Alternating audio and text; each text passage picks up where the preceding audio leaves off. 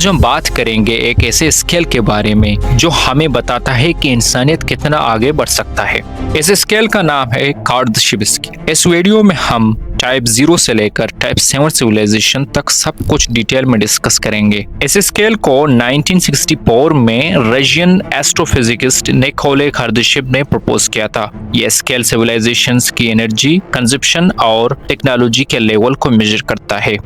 तो चलिए शुरू करते हैं। सबसे पहले टाइप 0 सिविलाइजेशन, ये वो सिविलाइजेशन है जो अभी तक अपने होम प्लेनेट की तमाम रिसोर्सेज को एफिशिएंटली यूज नहीं कर पाई।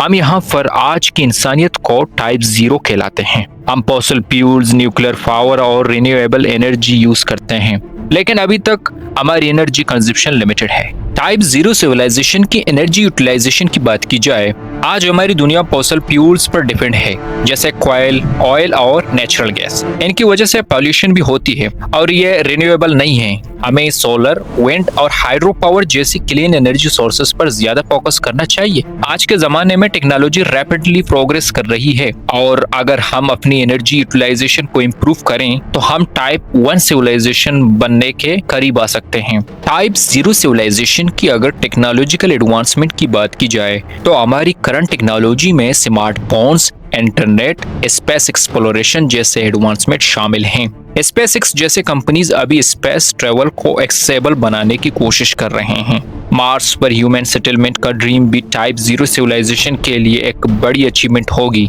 अब टाइप 1 सिविलाइजेशन की बात करते हैं। टाइप 1 वो सिविलाइजेशन होती है जो अपनी पूरी प्लेनेट की एनर्जी रिसोर्सेज को कंट्रोल कर सकती है। इसका मतलब ये है कि वो प्लेनेट के हर कोने से एनर्जी हासिल कर सकती है, जियोथर्मल, सोलर, विंड और हाइड्रो पावर से। इस तरह की सिविलाइजेशन किसी भी नेचुरल डिजास्टर का असर कम कर सकती है और अपनी प्लेनेट को प्रोटेक्ट कर सकती है। Global energy control, type 1 civilization अपनी प्लेनेट के हर नेचुरल एनर्जी सोर्स को हार्नेस कर सकती है।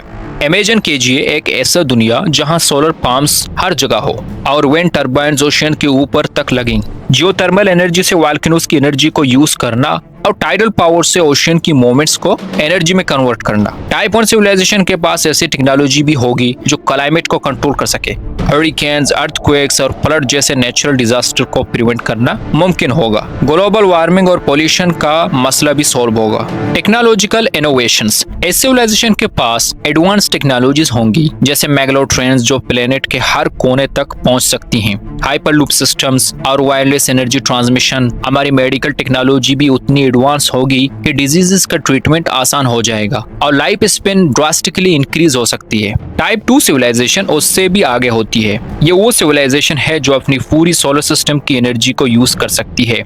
इमेजिन कीजिए कि हम अपनी सूरज की तमाम एनर्जी को यूटिलाइज कर सके। डायसोन स्फीयर जैसे टेक्नोलॉजीज का यूज करके टाइप 2 सिविलाइजेशन अपनी सूरज की आयर्ड ग्रिड स्ट्रक्चर बना के एनर्जी हासिल कर सकती है। इस तरह की सिविलाइजेशन इंटरप्लैनेटरी कॉलोनीज बना सकती हैं और अपने सोलर सिस्टम की हर प्लेनेट पर आसानी से जा सकती हैं। डायसन स्फीयर एक हाइपोथेटिकल स्ट्रक्चर है जो स्टार की आयर्ड ग्रिड बनाया जाता है ताकि उसकी टोटल एनर्जी को हार्नेस किया जा सके। ऐसी टेक्नोलॉजी से हमारा सोलर सिस्टम एक बड़ी एनर्जी सोर्स बन जाएगी।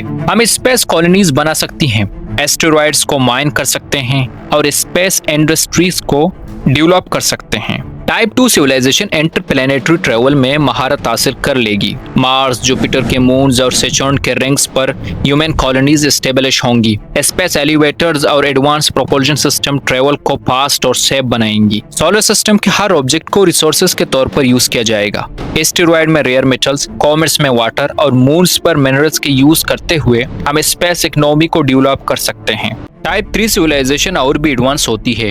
ये वो सिविलाइजेशन होती है जो अपनी पूरी गैलेक्सी की एनर्जी रिसोर्सेज को यूज कर सकती है। इसका मतलब है कि वो कई सोलर सिस्टम की एनर्जी को हार्नेस कर सकती है।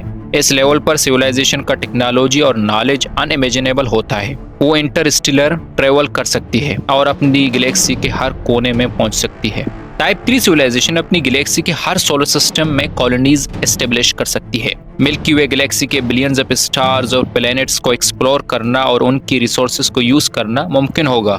इस सिविलाइजेशन के पास ऐसे मेगा स्ट्रक्चर्स होंगी जो ब्लैक होल्स और न्यूट्रॉन स्टार की एनर्जी को भी हार्नेस कर सकती हैं। वार्प ड्राइव्स, वार्म होल्स और other advance propulsion systems interstellar travel को रियलिटी बनाएंगी। लाइट स्पीड से तेज सफर करते हुए ये सिविलाइजेशन अपनी गैलेक्सी के हर कोने तक पहुंच सकती है। टाइप 3 सिविलाइजेशन के पास हाईली एडवांस एआई सिस्टम्स होंगी जो सिविलाइजेशन की ग्रोथ और मैनेजमेंट में हेल्प करेंगी। ये AI systems planetary management, resources allocation और साइंटिफिक रिसर्च में क्रूशियल रोल प्ले करेंगी। टाइप 4 सिविलाइजेशन और भी एडवांस होती है। ये वो सिविलाइजेशन होती है जो अपनी यूनिवर्स के तमाम गैलेक्सीज की एनर्जी को हार्नेस कर सकती है। ऐसी सिविलाइजेशन के लिए टाइम और स्पेस की बाउंड्री ऑलमोस्ट खत्म हो जाती है। वो ब्लैक होल्स की एनर्जी को भी यूज कर सकते हैं और अपने यूनिवर्स में किसी भी जगह जा सकती हैं। ये सिविलाइजेशन अपनी नॉलेज और रिसोर्सेज को हर गैलेक्सी में डिस्ट्रीब्यूट कर सकती है। ये सिविलाइजेशन ब्लैक होल्स, क्वासर्स और गामा रेज बर्स्ट को एनर्जी सोर्सेज के तौर पर यूज कर सकती है। टाइप 4 सिविलाइजेशन के पास ऐसी टेक्नोलॉजीज होंगी जो फिजिकल लॉ को ट्रांसेंड कर सकती हैं। ये वार्म होल्स और अदर डायमेंशंस के थ्रू ट्रेवल कर सकती हैं। अब हम आते हैं टाइप 5 सिविलाइजेशन पर। ये वो सिविलाइजेशन होती है जो अपनी यूनिवर्स के बाहर के मल्टीवर्सेस तक की एनर्जी को यूज कर सकती है। ये कंसेप्ट क्वांटम फिजिक्स और पैरेलल यूनिवर्सेस के थ्योरीज पर मबनी है। ऐसी सिविलाइजेशन के पास ऐसी टेक्नोलॉजीज होती हैं जो हमारे लिए साइंस फिक्शन से कम नहीं। टाइप 5 सिविलाइजेशन डिफरेंट यूनिवर्सेस को एक्सप्लोर कर सकती है। ये मल्टीपल रियलिटीज और डायमेंशन में ट्रेवल कर सकती है और उनकी रिसोर्सेज को यूज कर सकती है। इस सिविलाइजेशन के पास रियलिटी को मैनिपुलेट करने की कैपेबिलिटी होती है। ये मैटर और एनर्जी को अपनी मर्जी से कंट्रोल कर सकती है। टाइप 6 सिविलाइजेशन उससे भी आगे होती है। ये वो सिविलाइजेशन होती है जो अपनी मल्टीवर्स के तमाम यूनिवर्सेस की एनर्जी को हार्नेस कर सकती है। इस तरह की सिविलाइजेशन के लिए स्पेस और टाइम की कोई भी रिस्ट्रिक्शन नहीं होती। वो किसी भी यूनिवर्स में ट्रेवल कर सकती हैं और किसी भी रियलिटी को मैनिपुलेट कर सकती हैं। टाइप 6 सिविलाइजेशन अपनी मल्टीवर्स के हर यूनिवर्स में कंप्लीट कंट्रोल कर सकती है। ये हर यूनिवर्स के लॉज ऑफ फिजिक्स को अंडरस्टैंड और मैनिपुलेट कर सकती है। और आखिर में टाइप 7 सिविलाइजेशन, ये वो लेवल होती है जहां सिविलाइजेशन खुद को गॉड लाइक बीइंग्स में ट्रांसफॉर्म कर देती है। यह सिविलाइजेशन हर चीज को कंट्रोल कर सकती है, मैटर, एनर्जी, स्पेस और टाइम को। ये लेवल हमारी सोच से भी बड़ी है। ये हर चीज को अपनी मर्जी से क्रिएट, डिस्ट्रॉय और मैनिपुलेट कर सकती हैं। इनके लिए स्पेस और टाइम की कोई बाउंड्री नहीं होती। ये सिविलाइजेशन कंप्लीट माइस्ट्री हासिल कर चुकी होती है over the universe and beyond. ये हर चीज को हर जगह पर कंट्रोल कर सकते हैं। दोस्तों, ये था कॉर्डशिप स्केल। ये मेरे अल्फाज नहीं हैं। आप लोग क्या सोचते हैं? अपने कमेंट्स नीचे ड्रॉप करें कॉर्डशिप स्केल के बारे में। क्या ये एक सही स्केल है या नहीं? Thank you for watching. Thank you being with us.